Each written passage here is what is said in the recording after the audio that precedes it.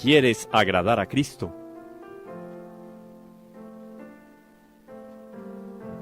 Sumérgete en María.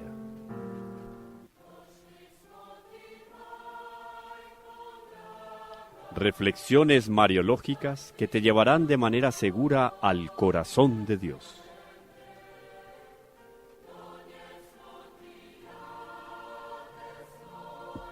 María, la hija predilecta del Padre.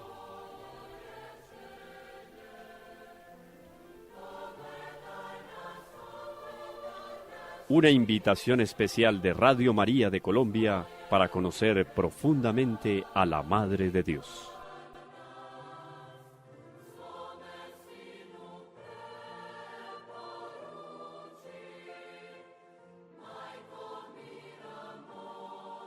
Un saludo muy especial para todos los que nos continúan acompañando en este peregrinar por el corazón de María hacia el Sagrado Corazón de Jesús. Cada día nos encontramos con un nuevo horizonte de la Santísima Virgen, un nuevo valle explanado para caminar y recorrer. Y el día de hoy no se escapa de ese privilegio de contemplar profundamente una de las grandezas de Nuestra Señora cuando leemos su nombre en la Sagrada Escritura. Así que gracias por su compañía y vamos adelante con esta peregrinación. Orlando, un saludo especial. Igualmente, Camilo y todos los amigos y amigas que llamas... De peregrinos. No, teleinternauta escuchas. No hemos podido aprendernos. Escuchas. Y si lo voy a decir fuera del programa, yo creo que se me olvida. Solo en el programa. Interesante, sí, un saludo para todos. Hombre, has expresado un pensamiento muy profundo en ese comentario. Dijiste que para introducirnos en este nuevo valle, algo así dijiste, ¿no? Sí, peregrinar en este valle. Porque estas reflexiones desde la teología, llamémosla ordinaria, o sea, del pensamiento ordinario de los católicos que somos nosotros, rasos, cada día viene con sorpresas, con cosas nuevas. Es que es increíble. Qué bonito es, hombre. Es increíble, además que es una grandeza que no cansa ni desgasta. Porque no empalaga. No empalaga, porque tú llegas, por ejemplo, a grandes ciudades desarrolladas, a ver si me permiten la analogía, llegas a grandes ciudades desarrolladas, no sé, Macao, Hong Kong, Claro. Nueva York, etcétera, Seúl.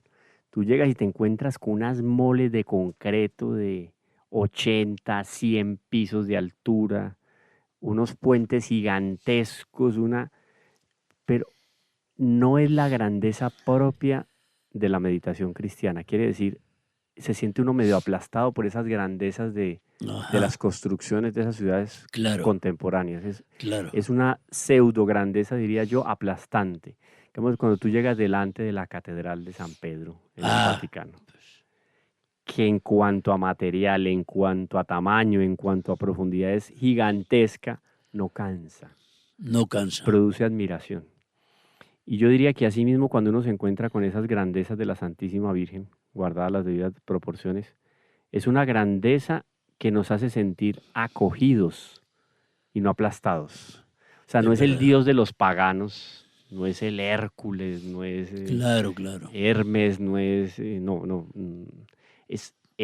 Es una grandeza que nos acoge y nos protege. Y aquí hemos llegado a un punto muy importante, Orlando, que es toda la ubicación de la Santísima Virgen en la Sagrada Escritura. Y estábamos discutiendo nosotros dos aquí con Padre Michael Smaus, nos tomamos el atrevimiento de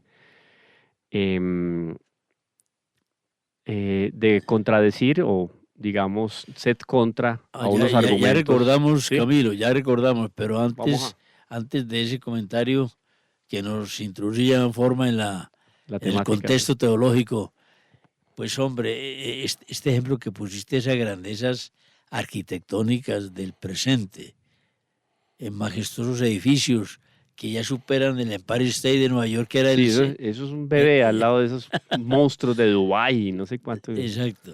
Entonces, admira uno la arquitectura, pero no interioriza, esa arquitectura no te interioriza en Sí, nada espiritual. sí. La sola, hermosísima, bellísima, amplísima Catedral Metropolitana de Medellín, Para no ir muy lejos, sí.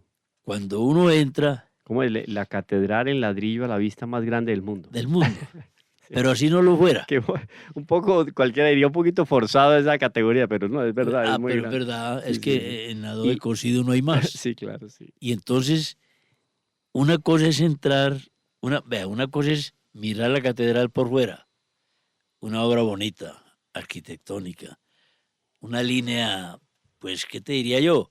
Una línea muy tradicional. Sí, sí.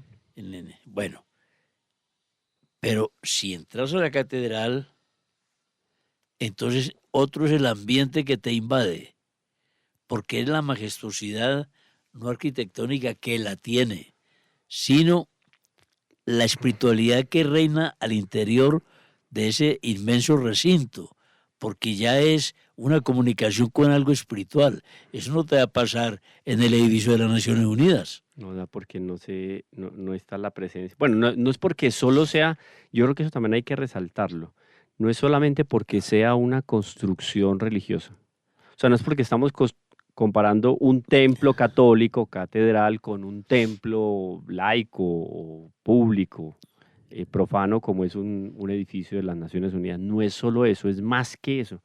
Porque, por ejemplo, hay ciertos palacetes sí, palacetes de gobierno en Europa muy antiguos, quizás de la Edad Media, baja Edad Media quizás, y tú te acercas y tienen un perfume también de algo espiritual, porque Ya. quien diseñaba esos edificios, Los monjes y todo, claro, y claro. quienes vivían ahí también vivían con espíritu religioso. Pero claro, es que eso trasciende, Ajá, Camilo. el Alcázar de Segovia, que es Cla- espectacular, ¿De o el Segovia de o de Toledo, no, son Toledo? dos, dos, El de sí, Segovia el también. de Segovia o de Ah, caramba, Toledo, y ve, son qué muy bien. bonitos, inclusive tengo, me acordé de Segovia porque lo tengo como fondo de pantalla en mi computador, Qué bonito. encontré una foto muy linda y la puse ahí, y es Claro, una cosa, es imponente porque parecería que se quiere desprender de las piedras porque fue construido sobre rocas, quisiera como desprenderse de las rocas para salir volando, es una cosa así claro, tan bien hecha, no es aplastante. Pero tú claro. pones ahí em, en esa misma montaña rocosa, pones el edificio de las Naciones Unidas y queda una defecio. No, es O sea, que, no, y rompe también el equilibrio de la naturaleza en ese contexto. Entonces uno ve que llegaron momentos en que el hombre logró inspirarse en el plano espiritual, o más bien estando lleno de un espíritu sobrenatural, construía edificaciones profanas para vivir cotidianamente claro. o para desenvolver cualquier oficio público y tenían un perfume de Jesucristo. Había algo de Eso es elevación. verdad, pero mira que aquí hay una motivación espiritual diferente a las cosas hermosas que no son malas, pero que son muy bonitas, pero que no tienen un comienzo, una motivación espiritual. Eh, Hay una situación muy de pronto lejanamente comparativa. No es lo mismo admirar una escultura de un héroe de la patria que la merece, ¿cierto? A mirar una escultura de la Santísima Virgen María, de San José, en nuestros caminos del corazón de Jesús, porque eso remite a otra realidad. Claro, es otra cosa, pero es una especie de, a ver, no sé si nuestros teleinternautas escuchas están familiarizados con la palabra, pero es algo de imponderable. O sea, es algo que va más, es metafísico, es una gracia Sí, porque sobrenatural, está al otro lado, está más sí. allá de los sentidos no perciben. Santo Tomás dice claramente que nada hay en el intelecto que antes no haya pasado por los sentidos. Exactamente, Pero cuando es una exactamente. gracia mística, llega al intelecto y muchas veces, generalmente, no pasa por los sentidos. Entonces hay una gracia que reposa en ese tipo de construcciones, en ese tipo de imágenes, porque hay héroes grandiosos, inclusive uno ya canonizado, San Nuno Álvarez, un gran batallador, guerrero medieval portugués que fue canonizado. Uno ve la imagen de él y es disculpen que lo diga, es un tipo así medio bruto, porque rasgos bruscos y tal, pero un hombre que vive en función de Dios. Entonces cuando uno lo ve, inspira piedad. Pero él era es un grandulón. Militaroide, ¿no? Militar, era militar, era perfecto, guerrero. Claro, o sea, claro. Brusco digo porque, claro, su cota de malla, el rostro así de facciones rústicas y tal, pero un hombre que llevaba a Dios dentro. Entonces uno dice, coge un niño en los brazos y no lo estrangula. ¿Me entiendes? O sea, es una grandeza acogedora. Y yo me acordaba ahorita de eso pensando en lo que fue la Navidad de 1886. 25 de diciembre de 1886. Paul Claudel, uno de los personajes más sobresalientes de la vida intelectual, académica y política del siglo XIX en Francia, que tiene unos textos, después de su conversión, tiene unos textos muy lindos sobre la iglesia, inclusive unos muy bonitos sobre Nuestra Señora. Yo me atrevería, aquí encontré el texto y quisiera contar cómo ese tipo de arquitecturas, y repito, de imponderables, que inclusive es imponderable, se puede percibir cuando uno llega a una casa. Yo llego a una casa de familia, es una casa de familia que procura practicar la virtud, que frecuenta los sacramentos. Ahí hay un ambiente sobrenatural que se respira, edifica y contribuye a la perseverancia. Es una cosa impresionante. Y este hombre se encontró con esa realidad. Él lo dice así, abro comillas, si me permites, Orlando. Dice él refiriéndose a aquel momento, dice, así era el desgraciado muchacho que el 25 de diciembre de 1886 fue a Notre Dame de París para asistir a los oficios de Navidad. O sea, el tipo fue simplemente por una apetencia artística, no más. Claro. Entonces empezaba a escribir y me parecía que en las ceremonias católicas, consideradas como un diletantismo superior, encontraría un estimulante apropiado a la materia para algunos ejercicios decadentes. Con esta disposición de ánimo, apretujado y empujado por la muchedumbre, asistía con un placer mediocre a la misa mayor. O sea, el hombre estaba como un curioso o expectante. Sí. Después, como no tenía otra cosa que hacer, volvía a las vísperas. Los niños del coro vestidos de blanco y los alumnos del pequeño seminario de San Nicolás de Cardonnet, que les acompañaban, estaban cantando lo que después supe que era el Magnificat. Yo estaba de pie entre la muchedumbre. Sí. Yo estaba de pie entre la muchedumbre, cerca del segundo pilar a la entrada del coro, a la derecha del lado de la sacristía. Cuando uno llega a Notre Dame de París, Orlando, le muestran ahí la baldosa donde se convirtió Paul Claudel. O sea, esto fue histórico, esto marcó la vida de Notre Dame. Mira, qué bien, ¿eh? Entonces fue cuando se produjo el acontecimiento. Ahí es donde yo decía ahora que hay una gracia que habita en esos lugares que son inspirados por Dios. Claro. Entonces fue cuando se produjo el acontecimiento que ha dominado toda mi vida. En un instante, mi corazón fue tocado y creí. O sea, Orlando, este hombre no escucha una homilia. Ni siquiera está viendo una imagen de Nuestra Señora. Uno diría, a los pies de la Virgen, lloró como, no sé. Estaba en la catedral de Notre Dame. Creí con tal fuerza de adhesión, con tal agitación de todo mi ser, con una convicción tan fuerte, con tal certidumbre, que no dejaba lugar a ninguna clase de duda. Que después todos los libros, todos los razonamientos, todos los avatares de mi agitada vida no han podido sacudir mi fe, ni, a decir verdad, tocarla. Extraordinario. Entonces, cierro comillas, sigue el relato de él. Al final va a decir, qué feliz es la gente que cree. No, es que la experiencia de Dios, Camilo, que es distinta en todos, es igual en todos. Así es, tal cual. Y esa gracia, yo creo que hay algo de eso, no hay mucho de eso, cuando uno se encuentra con la Santísima Virgen. Porque ella como templo del Verbo encarnado, lo he recordado mucho estos días porque estoy inmerso en un curso de teología fundamental y estamos estudiando el misterio de la encarnación.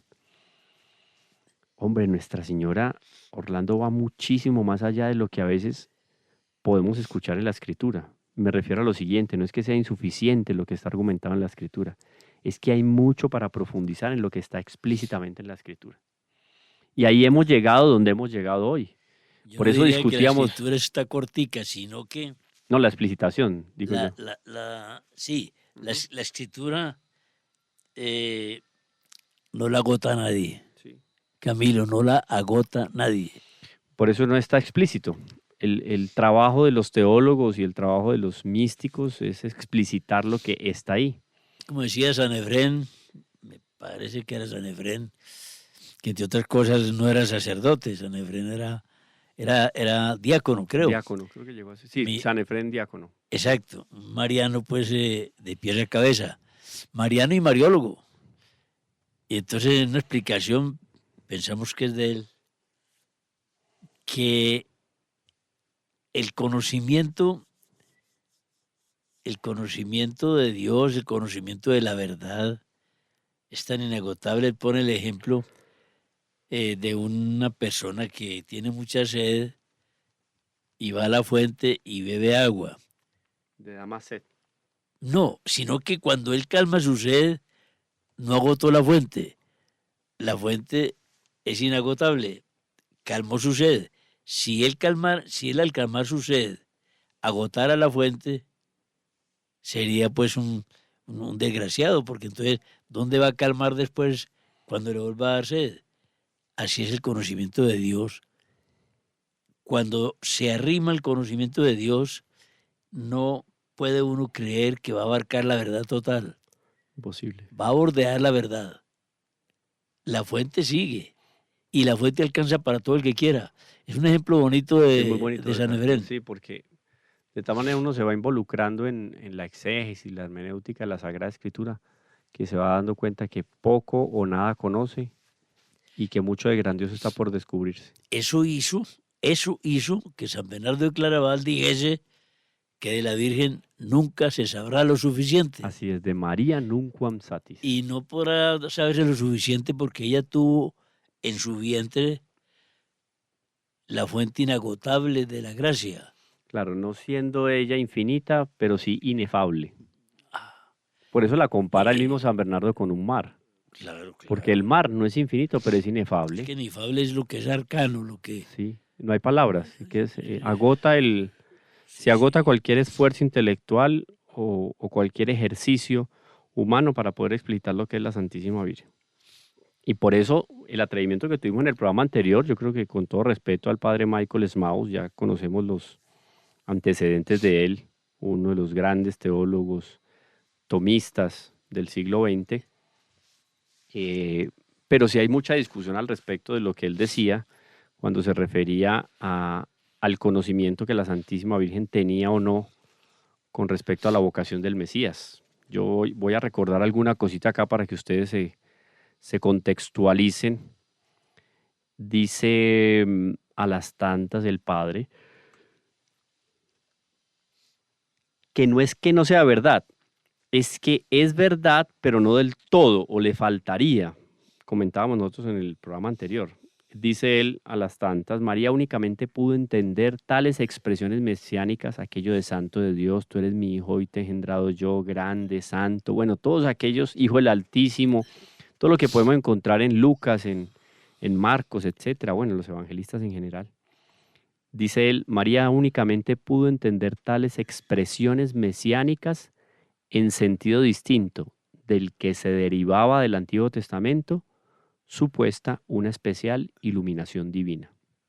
O sea, dice él que Nuestra Señora entendía aquellas expresiones como las entendía un profeta, un patriarca y quizás un fiel o un justo en el Antiguo Testamento. Él inclusive llega a decir por acá que Nuestra Señora interpretaba todos esos textos en sentido paleotestamentario, ¿cierto?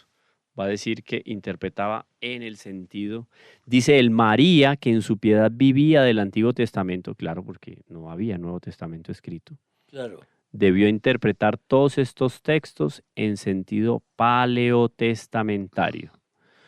Y ahí es donde entraba la discusión nuestra, Orlando, ¿recuerdas? O sea, sí, que me acuerdo nosotros, perfecto, sí, o sea, sí. no podemos colocar o no deberíamos de colocar para no ser tan fuertes en el argumento, pero sigue conservando la esencia. No deberíamos de colocar a Nuestra Señora a la altura de un actor protagonista de la escritura en el Antiguo Testamento. O sea, la visión de Nuestra Señora era superior. Claro. Y nos atrevimos a decir, yo vuelvo y lo repito, desde el plano meramente natural, el ejercicio intelectual que la Virgen hacía leyendo un texto del Antiguo Testamento iba más allá de lo que podía llegar Isaías, Sí, Jeremías, Ezequiel. entendiéndose esto que acabas de decir, Camilo, no corrigiéndote, sino aclarando. De pronto porque las ideas pasan en radio y no considerándola a la altura. O sea, en una lectura inmediata o en una escucha inmediata de esa frase, como si, como si, como si no se considerara, que considerara la visión de María tan alta como la de Abraham con, con respecto a Dios, no, sino que lo que quiere decir es que la Santísima Virgen María no tiene la visión de Dios eh, en el nivel de Abraham, sino superior al nivel de Claro, Abraham. muchísimo más, sí. Esa fue la idea, Sí, ¿cierto? esa es la idea. Y es que, a ver, para el ejercicio intelectual, cuando nosotros hacemos una especulación teológica, en la especulación teológica entran dos dimensiones para que la especulación, entiendan nuestros teleinternautas escuchas, especulación sería algo así como el ejercicio intelectual, ¿cierto? Entonces Claro, yo especulo es porque yo lanzo teorías, hipótesis, etcétera, al respecto de un acontecimiento, una idea, tal. Entonces, claro, eso es claro. especular, es lanzar, hacer conjeturas, realizar conjeturas. Entonces, cuando uno está haciendo una especulación teológica, hay dos elementos fundamentales. El ejercicio meramente intelectual, que está muy bien y tiene una importancia, y hay uno más importante que siempre debe acompañar en el ejercicio teológico la especulación, y es la gracia. Claro, claro, Porque es que esto claro. no hay cómo entenderlo a rajatabla, disculpen que lo diga, simplemente exprimiendo el cerebro. Los Mm, griegos, cuando en el siglo cuarto, quinto antes de Cristo, empiezan a exponer ideas al respecto de una divinidad que no tiene origen y que es origen de todas las cosas, motor inmóvil, causa causorum, etcétera. sí, Ahí sí. vemos que nos encontramos con todas las visiones y las especulaciones de un Aristóteles, que no es una especulación propiamente teológica, pero sí tiene algo de teológico, obviamente. Sí, sí. Entonces, cuando Abraham o cualquier agiógrafo del Antiguo Testamento escribía un texto, lo dejaba consignado y llega hasta nosotros y llegó hasta manos de la Santísima Virgen como Antiguo Testamento, la ley y los profetas para los judíos, porque no habían otros textos, eran esos. La Santísima Virgen, al hacer el ejercicio teológico, eso lo dijimos en algún momento, que Nuestra Señora fue la primera teóloga de la historia. Porque cuando los evangelistas se refieren a que ella guardaba, escuchaba, meditaba todas esas cosas y las guardaba en su corazón, o escuchaba esas cosas y las meditaba y guardaba en su corazón, en el fondo hacen referencia a un ejercicio teológico que la Santísima Virgen hace. Primera teóloga. Entonces, y yo diría que no viene el comentario que hace el padre Michael Smaus, y ahí la discusión, de que Nuestra Señora debió interpretar todos esos textos en sentido paleotestamentario. O sea, ella no tenía la misma visión que tenía un Abraham. Y no menospreciamos la visión de Abraham, ni la de No, de Moisés, ni ninguna la de manera. ninguna manera. Pero la Santísima Virgen estaba a años luz de eso. A O ver, sea, hombre, de pronto la idea no es clara expresada de esta manera como lo voy a hacer, pero al menos personalmente la entiendo, ¿no? Y es que María, a ver, María es histórica, se acabó el carbón, es histórica y listo. es un No es, personaje histórico. sí, no es infinita y Sí. listo. Bueno, Con persona humana. sí, pero siempre la teoría, o por lo menos el pensamiento vigente eh, en nuestro pensamiento, ¿cuál es? Ella está por encima de la historia. aún teológicamente, porque la historia nos trae profundidades teológicas, pero dosificaditas con la gracia. Claro. Sí, pero es que María, por ser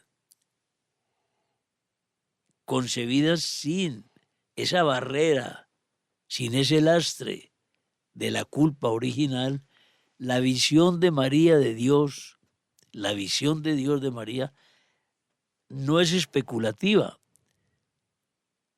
No, lo de María es Dios en estado puro. Claro, porque lo que la Santísima Virgen especulaba con respecto a Dios era. Sí, o sea, ella no lanzaba una hipótesis, ni más faltaba, claro. Y eso de que guardaba en su corazón, todo esto tiene, pues en nuestro concepto, dos direcciones. Una, como ella no es Dios, tampoco entendía toda profundidad las cosas que iban pasando, la pérdida de hallazgo del niño Dios en el templo y tantas cosas. Había ciertas probaciones que Dios permitía. Sí, pero otra es... Por ejemplo, Orlando, perdería el sentido hablar de dolores de la Virgen si ella hubiera entendido todo. O sea, es un misterio eso de hasta dónde entendió la Virgen. Entendió muchísimo, muy profundamente y todo, pero su naturaleza humana se laceraba con esos humanamente fue sufriente. Claro, pues ella sufrió. Humanamente fue sufriente. Él sufrió. Pero entonces, aquello según lo cual guardaba todo en su corazón, no solamente en algunos momentos no comprendía porque nunca dejó de ser humana, sino que además, cuénteme Camilo, ¿con quién podría la Virgen comentar esas situaciones tan íntimamente, esas vivencias tan íntimamente tenidas con Dios, guardar todo en su corazón? Porque con quién iba a comentar, mira lo que me pasa, estoy pensando esto. No, ella no tuvo par para poder hablar de esas profundidades. Y el mayor consuelo que la Santísima Virgen tuvo en ese sentido fueron los años que vivió con San José. El mayor consuelo. Era el que se sentaba a su lado, con el que conversaba. Yo imagino que el niño Dios se acostaba tempranito, puede tomarse una lechecita de cabra con cualquier vino de Caná. Claro. Que ya era famoso el vino de Caná y se puso más famoso después del milagro de las bodas de Caná. Claro. Entonces le daban con un poquito de vino o de licor la leche caliente y el niño se dormía tempranito. Claro. Y cuando él se dormía, y era esos inviernos terribles, todo es arrasador allá, el calor y el invierno. Exagerado, ¿no? Extremista. Sí. Y llegaban esos fríos aterradores y ellos se quedaban un poco conversando al lado de una chimenea rudimentaria que había construido el mismo José. De hecho, la traducción del griego no es propiamente carpintero, sino tectón. Y él había hecho en la casa unos arreglitos en la casa de Nazaret y estaba la chimenea y ahí conversaban largamente. Seguro que era así. ¿Y de qué conversaban? ¿Usted se imagina el éxtasis? O sea, si en algún momento Orlando, en ese monasterio de San José de Ávila, encontraban a Santa Teresa con San Juan de la Cruz pegados en el techo, porque las monjas entraban al locutorio y los dos estaban pegados en el techo, entonces ya era común estar en éxtasis. ¿Como levitando o qué? Pegados en el techo levitando, o sea. Caramba. Llegaba una monja del monasterio a hablar con la madre, que era la madre Teresa la Grande, Santa Teresa, y no veía a los dos y que estaban allá. ¿Eso es histórico? Es histórico, sí, las memorias de Santa Teresa. Yo me leí un libro muy bueno que inclusive tiene varios textos de ella ahí autobiográficos en ese castellano antiguo, y el autor quiso escribirlo en un castellano antiguo el libro, yo no me acuerdo del autor, muy bonito, y él cuenta estos hechos que recoge obviamente de testimonios de contemporáneos y tal, una vida de Santa Teresa muy bonita.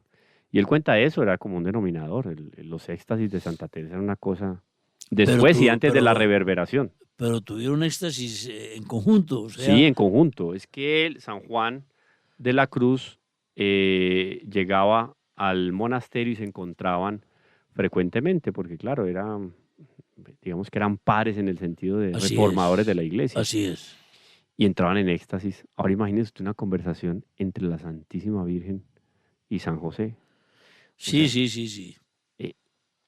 era que lo más cercano. Jamás conoceremos. Que jamás, no sé, la vida eterna nos permite a la Santísima Virgen sentarnos con ella y con San José. Allá sí, claro. A conversar y escuchar esas maravillas. Pero bueno, sí. Bendito Dios. Hagamos una pequeña pausa y nos volvemos a encontrar en estas meditaciones sobre la Santísima Virgen María.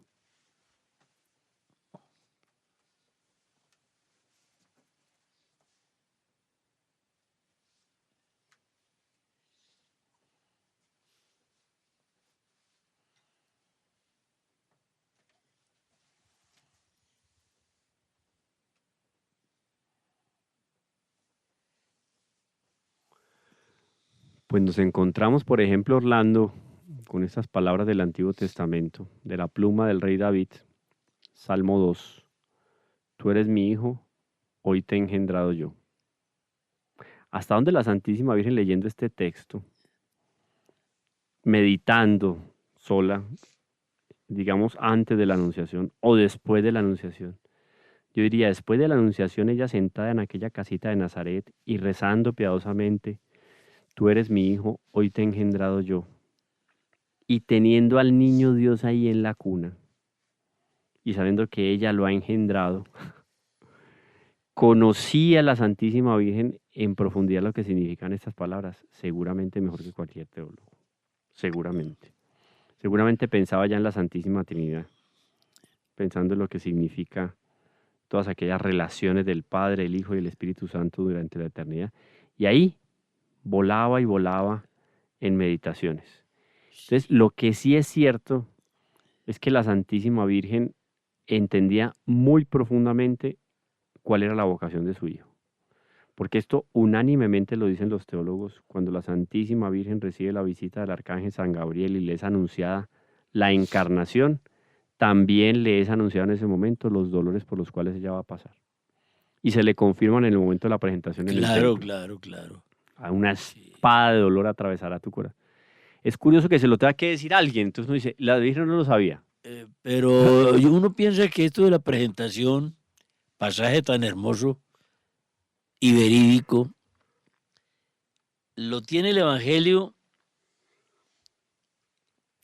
sobre todo para nosotros, confirmaciones, porque la Santísima Virgen María, si alguien ha tenido una ciencia infusa en el mayor de los grados, es María. Y María, al asumir de manera libérrima la concepción, sí, ella que conocía la Escritura, sabía lo que pasaría. No hablo de detalles, sino del conjunto de la vida de ese niño cuando fuese adulto, del sacrificio, porque es que está anunciado en la Escritura. Claro. Pues es que la vida de María es un misterio, hombre. El mismo Guardini dice acá, y el texto lo recoge el padre Michael Smaus, porque sea lo que sea, él es muy equilibrado y no rebaja la categoría o la grandeza de la Santísima Virgen. Y dice lo siguiente, dice al respecto de la posición privilegiada de Nuestra Señora en la historia de la salud y de la salvación. Dice, ya que su corazón estuvo a la altura de todas aquellas situaciones en que Dios la puso. Y esto es muy importante. A veces puede que nuestro intelecto no acompañe. Yo creo que esto es una lección de vida espiritual. Normalmente nosotros no distinguimos, no conocemos y no entendemos los caminos de Dios. Pero así la cabeza no se acomode, el corazón tiene que acompañar. Así es. Entonces me parece muy bonito que él dice aquí, su corazón estuvo a la altura de todas aquellas situaciones en que Dios la puso. Pues una situación, ya la anunciación es aterradora, Orlando. O sea, semejante responsabilidad. Pero... O sea, el Salvador de las naciones está en su vientre. Pues... pero es que, Camilo, esa noticia no la podría recibir alguien que tuviese pecado original. La naturaleza no. La naturaleza no aguanta. La naturaleza así, a secas, digamos, no aguanta, porque ya la gracia acompañada de una manera especialísima Vea, estamos ante una situación que asumimos, aceptamos, pero no vamos a ser tan soberbios para decir que entendemos. No. La entendemos intelectualmente, sí, porque Dios es todopoderoso y lo que quieras. Pero que estamos en capacidad nosotros de hacer un desarrollo místico, leal, fiel sobre esto, no. Y al final de la vida seréis juzgados según el amor, no el conocimiento. Por fortuna. Por eso siempre se va a quedar corto. Sí, Dice sí, aquí, esta tesis me parece muy interesante, porque en algún momento lo conversamos, Orlando, lo meditamos aquí con todos nuestros teleinternauta escuchas, y es lo del crecimiento de la gracia en María, que es un misterio. ¿Es un misterio? Pero mira lo que dice el padre Michael aquí, que me parece muy interesante. Dice lo siguiente: María vivió más bien ajena a la comprensión cabal de todos los acontecimientos, la cual se le comunicó en Pentecostés. Sí, pero... O sea, esa como que una segunda plenitud, porque... Pero por eso crecí en gracia. Sí, una segunda plenitud, que uno dice, pero si ya entonces el ángel le hubiera saludado Ave María casi plena. Sí, es que... es un misterio, claro. Lo que pasa, Camilo, es que a María tenemos que ver en dos estados. El estado de plenitud de la gracia, porque Cristo no vino en pedacitos. Cristo se metió en el vientre de María y Cristo es la gracia, ¿no? Fuente, sí. Dos estados en María. Uno, pues su capacidad inmensa, que no la comprendemos, de recibir en su seno a un Dios. Y otra es su condición humana, hasta dónde llegaba, cuáles límites tenía, porque nunca María dejó de ser humana.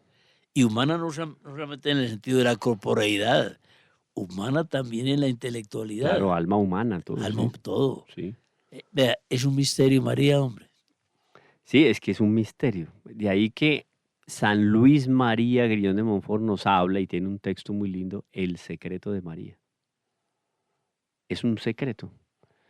Es un secreto que se revela a sus devotos, dice él, digamos que podría ser la tesis del libro.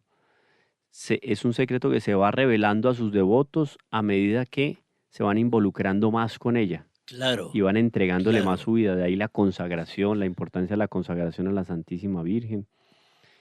Y es muy bonito porque lo que dice es un misterio, iremos comprendiendo. Lo importante es amar, pero si ya está aquí, entendamos y comprendamos. Dice él, cuando descendió el Espíritu Santo, se encontraba ella entre los 120 aproximadamente, que perseveraban unánimes en la oración. Así es. En los Hechos de los Apóstoles se le nombra inclusive a ella especialísimamente, como la Madre de Jesús, dice, el Espíritu Santo colmó a todos los que se habían reunido en la habitación superior, en Jerusalén. Realizó lo que Cristo predijo en su discurso de despedida cuando anunció que enviaría a los suyos en toda verdad el Espíritu Santo. Eso nos lo dice Juan en el capítulo 16, versículo 13. Entonces, esa plenitud que la Virgen alcanza ahí, que es muy bonito, es lo que consolida a la primera comunidad cristiana. Hombre, ve, se nos ocurre algo y lo vamos a expresar con mucha caridad, con mucho amor. Reunión de apostolado que no tenga a María sí. en el grupo, a María prevalentemente, pero ¿qué quiere decir prevalentemente, hombre, en sentido semántico? Que es indispensable. Sí, fundamental. Bueno, entonces, el primer grupo de oración, Camilo, el primer grupo de oración. Sí, sí, claro, es eso. Estaba presidido por María. Primer movimiento apostólico, es que esta es el germen más primigenio de la iglesia. Más primigenio. La fundación de la iglesia claro, es esta. Pero ¿por qué razón uno dice que dice esto con caridad? porque es muy admirable, muy encomiable, y aplausos. Todos los grupos de nuestros hermanos separados que se reúnen a orar a Jesucristo, aplausos, porque para Jesucristo es agradable que un grupo, cuando dos o más están reunidos en mi nombre, estoy en medio de ellos. Pero sería más perfecto Claro, no. si estuviera ahí la madre del grupo. Y ni qué decir de los sacramentos, que se van a encontrar en la iglesia solamente. Lo decimos con respeto. Sí, pero es que la verdad es ahí, no. La verdad es la verdad. Esto es muy bonito porque el texto es clarísimo. El Espíritu Santo colmó, o sea, ya es de plenitud, a colmar, Sí. colmó a todos los que se habían reunido en la habitación superior en Jerusalén. Que parece que era una habitación, eso era una especie de casa de banquetes que se alquilaba muy frecuentemente en la época de Pascua. Y ahí fue el lugar, la primera iglesia, digamos, doméstica, y la primera iglesia en cuanto templo, esa ahí del cenáculo. ¿Tú crees, Camilo, como se atreven algunos a decir, que sí, Cristo necesitó una madre, eso es todo, ahí está, no le pongan más música a esto? ¿Crees, Camilo, y amigos y amigas, que la fundación de la Iglesia Católica se hubiera hecho sin la madre? No, es que no. Además que vamos para eso. Nos quedan unos minuticos y podemos pensar en lo que fue la iglesia recién fundada. Yo voy a decir algo que va a sonar horrible, me disculpan. Ajá. Un fracaso. Un fracaso porque no fue sino abrir las puertas del cenáculo y prácticamente todo el mundo salía corriendo. O sea, fue Nuestra Señora la que tuvo que mantener a los apóstoles ahí. Ella, como madre de la iglesia naciente, sosteniendo la iglesia en sus fundamentos para que la iglesia pudiera crecer y difundirse. Hombre, más maravilloso que tener la fiesta de María, Madre de la Iglesia, después de Pentecostés. En el calendario litúrgico no hay. Eso es muy simbólico. Pero claro. Porque cómo iba a perseverar cuando hablamos perseverar la iglesia en cuanto cuerpo místico de Cristo, estamos haciendo una referencia especial a aquellos hombres y mujeres en este grupo de 120 que se encontraban ahí aglutinados en el piso superior, en una casa o en un salón en Jerusalén. Y que lo advierte el libro de los Hechos. Imagine usted el tamaño de la habitación para 120 personas. Orlando, aquí donde estamos nosotros apretaditos, 8 o 10 personas. Sí, Pues apretados y acalorados. Claro. O sea, era una sala muy grande. Claro. En ese lugar se gestó la más grande epopeya de toda la historia. Y advertido por la Escritura. Y la Madre del Señor. Y la Madre del Señor. Es que, hombre, leamos la Escritura con toda precisión. Sí. No, está ahí. Es que y no tenía necesidad de decirlo el apóstol o el evangelista, para nada. Pero eso lo dijo. María, o es más, pues eran 120 personas, diga que estaban ahí los que estaban cercanos a Jesús, o nombre a Pedro, pues, si es que Pedro tenía importancia. Muy específico. La madre de Jesús, o sea, un texto impresionante. Lucas quiere dejar claro. Además que cuando Lucas conoció a Nuestra Señora yendo a Éfeso, y Nuestra Señora le da algunas pildoritas de lo que él después va a consignar en su evangelio y en los hechos, él se da cuenta del papel de Nuestra Señora. Se da cuenta del papel de Nuestra Señora. Después es que con la pluma, cuando escribe los Hechos de los Apóstoles, resalta el papel de Nuestra Señora. Porque él, conociendo a la Virgen de primera mano en Éfeso, sabe con quién se estaba encontrando y cuál era la grandeza de esa mujer que estaba ahí delante de él. Seguramente llegó con cierta curiosidad, porque se había escrito ya con Juan. Juan lo invitó a Éfeso. Pasó 1 o 2 fines de semana, etcétera, escribió alguna cosita, se llevó los apuntes, pero antes de partir salió reverentemente de la casa de Éfeso pidiendo una bendición a la Santísima Virgen. Eso como cuando uno está trabajando largamente en una tesis, en un artículo, en un escrito, y uno se encuentra con la palabra clave o con la idea central del texto, uno dice, por aquí era. Cuando él escucha de labios de la Santísima Virgen lo que fue la encarnación, la anunciación, el nacimiento, la vida pública de nuestro Señor, él dice, esta mujer grandiosa es clave en la historia de la salvación. Y por eso pone ahí la Madre del Señor. La Madre del Señor, es que no es la Madre, ni siquiera dice Jesús. Dice la Madre del Señor porque hay una diferencia ahí con la exclamación que tiene aquella mujer cuando ve a María y dice, afuera están tu madre y tus hermanos. Claro, Aquí es una visión más profunda. claro. Ahí, para que no quedara el Jesús como en el plano natural, dice el Señor. Son palabras Sí, mayores. Ese claro. Señor es una Palabras mayores. referencia explícita a Dios. Palabras mayores. Entonces, Personalmente me gusta mucho cuando en referencias a Jesús se dice el Señor. el Señor, sí, claro, mucho más grandioso, más Sí, potente. sí. Ahora, ¿cómo conoce Nuestra Señora a Jesús, su Hijo, con el que vivió estrechamente en un convivio durante 30 años, que lo escuchó, lo sintió? ¿Cómo interpretaba la vida o cómo interpreta inclusive la vida de Nuestra Señora a partir del mensaje de la salvación? Porque ella sigue conociendo a Dios en la eternidad. ¿Cómo conocía ella aquí, naturalmente hablando, históricamente hablando, cómo conocía a su hijo? Yo imagino un Juan acercándose a Nuestra Señora después de una parábola y preguntando, ¿cómo era bien? Claro, claro, claro. Porque Nuestra Señora hacía el ejercicio meditativo, escuchaba, guardaba y meditaba todas esas cosas en su corazón. Claro. ¿Cómo sería la pedagogía de María, aquella que no está en los libros, esas charlas con Juan y con Lucas, porque no podemos descartar, No, claro. ¿cierto? No, seguramente. Vea, Camilo, hay una cuestión con la Santísima Virgen María.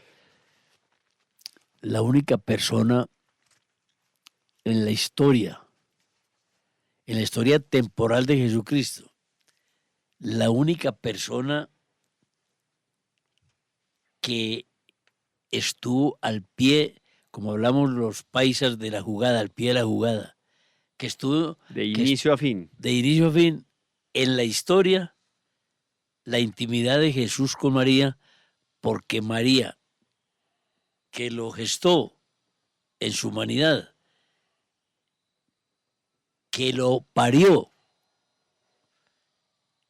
que lo vio crecer y que lo acompañó no solamente en su vida pública, sino hasta el final en el sacrificio de la cruz. Stabat Mater dolorosa. Justa Cruce crucem lacrimosa. lacrimosa. Entonces, ¿quién, díganme ustedes, podrá conocer más a Jesús que aquella persona que convivió con él de principio a fin?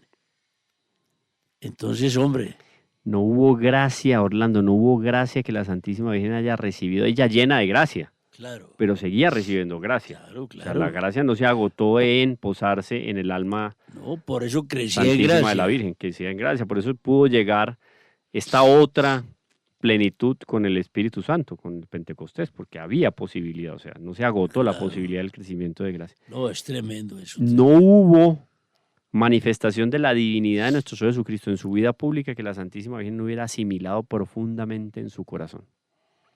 No hubo, porque ella comprendía profunda y verdaderamente. Ahora, la explicación humana de la importancia de la Virgen, explicación humana nos atrevemos nosotros a decir, porque también la historia hay que leerla con cierta suspicacia, ¿no?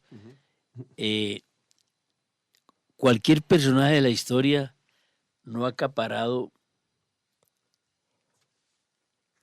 personaje humano de la historia, no ha acaparado tanta literatura, tanta interpretación, cada vez novísima, porque los estudiosos podrán decir, sí, bueno, Alejandro Magno, no, extraordinario, pero ¿qué más se dice Alejandro Magno? Nada más. Sí. O de los más recientes, Napoleón, sí, un guerrero y tal cosa, de lo que quiera. Pero ¿qué más se dice de Napoleón? Solo lo que fue, no más. Sí, y se limita. Con 2, 3 autores que uno tenga Napoleón, uno dijo, ya pues tengo la obra de Napoleón comprendida. Claro, pero no puedes Aquí de la... interpretar. Bolívar, el nuestro, no lo puedes interpretar más de lo que ya se le interpretó. Un señor que peleó y que era guerrero y lo que quieras. Pero es que de María se saca todos los días, se extraen nuevas visiones, nuevas nuevos alcances, nuevas consideraciones, inagotable. Es que pongámosle astucia a la historia también. No, nos encontramos con lo mismo, con el mismo principio del inicio, valga la redundancia. Sí. El primer principio dado al inicio del programa. Sí. San Bernardo lo dice claramente, Orlando, de María nunquam satis. De la Santísima Virgen nunca vamos a quedar satisfechos o nunca podremos explicar todo de la Santísima Virgen. Y basados en ese pensamiento, Camilo, no nos quedemos tristes porque no agotamos el tema, porque nunca se va a agotar, porque el programa terminó. El programa se terminó, pero seguimos peregrinando en el corazón de María con María, la hija predilecta.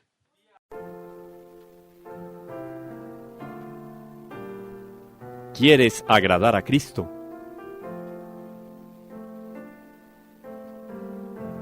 Sumérgete en María.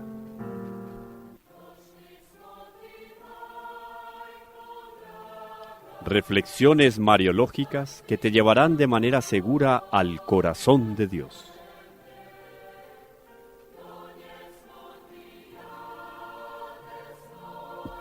María, la hija predilecta del Padre.